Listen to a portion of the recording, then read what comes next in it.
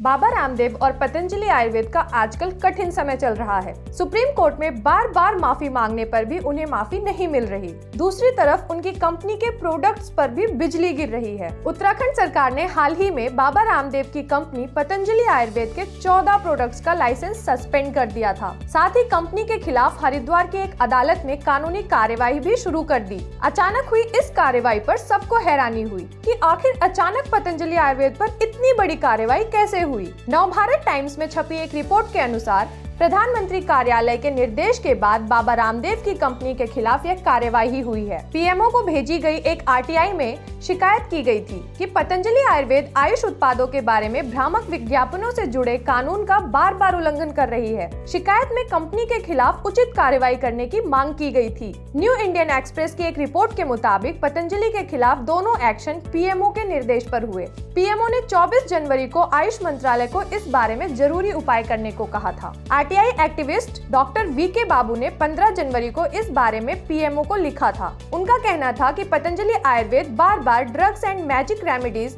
Objectionable advertisement act 1954 का उल्लंघन कर रही है। पीएमओ ने अधिकारियों को इस बारे में की गई कार्रवाई की जानकारी बाबू को देने को कहा था। उत्तराखंड की स्टेट ड्रग लाइसेंस अथॉरिटी ने बाबू को भेजे रिस्पांस में बताया कि पीएमओ ने उनकी शिकायत की जांच करने और इस पर उचित कार्रवाई करने को कहा था। अथॉरिटी ने रिस्पांस में कहा कि डॉक्टर बाबू केवी ने दिव्य फार्मेसी और पतंजलि आयुर्वेद लिमिटेड द्वारा बनाई गई कुछ दवाओं के भ्रामक विज्ञापनों के बारे में शिकायत की थी। इस बारे में कई शिकायतें मिली थी और संबंधित कंपनियों को कई बार चेतावनी और नोटिस जारी किए गए, लेकिन इसके बावजूद कुछ दवाओं के भ्रामक विज्ञापन जारी रहे। इसलिए अथॉरिटी को कंपनी के खिलाफ कार्रवाई करनी पड़ी। बाबू पिछले 2 साल से बाबा रामदेव के खिलाफ कार्रवाई की मांग कर रहे थे, लेकिन राज्य सरकार इस मामले में कोई कार्रवाई नहीं कर रही थी। इसके बाद बाबू ने पीएमओ और सुप्रीम कोर्ट से इसमें हस्तक्षेप करने की मांग की थी। इसके पहले सुप्रीम कोर्ट ने पतंजलि के खिलाफ कार्रवाई नहीं करने पर उत्तराखंड सरकार को फटकार लगाई थी।